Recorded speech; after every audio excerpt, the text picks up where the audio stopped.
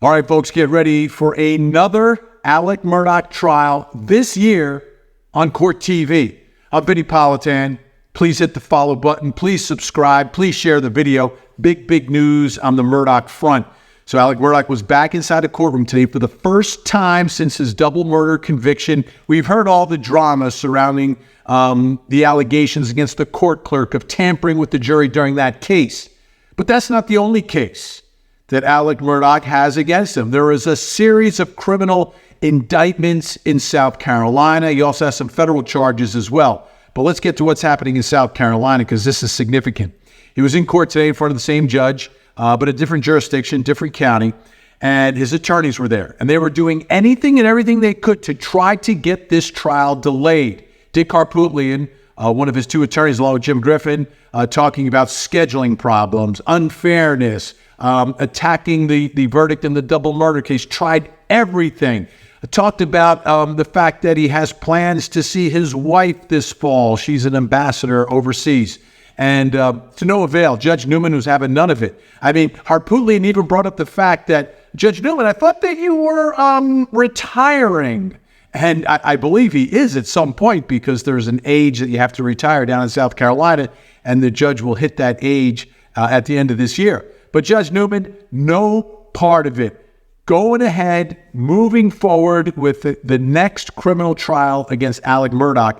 And today we found out it's going to be November 27th, which is the Monday after Thanksgiving. I'm telling you, they tried everything. They talked about other cases that they're trying, how they won't have time to prepare, et cetera, et cetera, et cetera. But the bottom line is Alex Murdaugh will be back in the courtroom, back facing criminal charges in another case in the Low Country, South Carolina.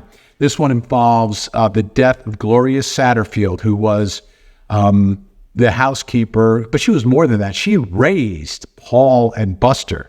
I mean, this was the woman who was there every day inside that home for, I think, more than 20 years. Gloria Satterfield, who apparently had some sort of an accident or a fall at Alex Murdaugh's home and ended up dying a few days later in the hospital. And Alex Murdaugh is charged with the fraud associated with what he did there. And this is really tricky what he did. Alex Murdaugh, what he did is, after she fell on his property, and we don't know the exact circumstances, I don't think there's any witnesses to it, but he then tells the Satterfield boys, the children of Gloria Satterfield, who's died, don't worry, we'll take care of everything, and then refers them to his friend, who's a lawyer, to bring a case against him, but not really against him, against his insurance company. And so he ends up getting sued, but it's really his insurance company's getting sued. And Alex Murdaugh basically admits that it was their fault, that it was their dog, again, the dog, who was responsible for somehow causing the accident that caused the death of Gloria Satterfield. Therefore, Murdaugh would be liable, so his insurance company would be liable. And in order to do that, he made up a statement about what Gloria told him at the hospital before she died.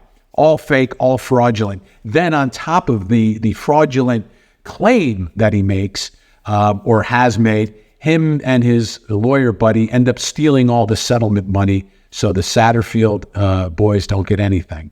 So it was a big scandal, a big scam. We heard about it during his murder trial, but now he'll be tried separately on those criminal charges, which, again, are just the beginning of this list that Creighton Waters, the prosecutor, went through today, the list of charges that Alex Murdaugh has. So the big news, the headline, November 27th, the Monday after Thanksgiving, from the Low Country, Alex Murdaugh on trial, part 2.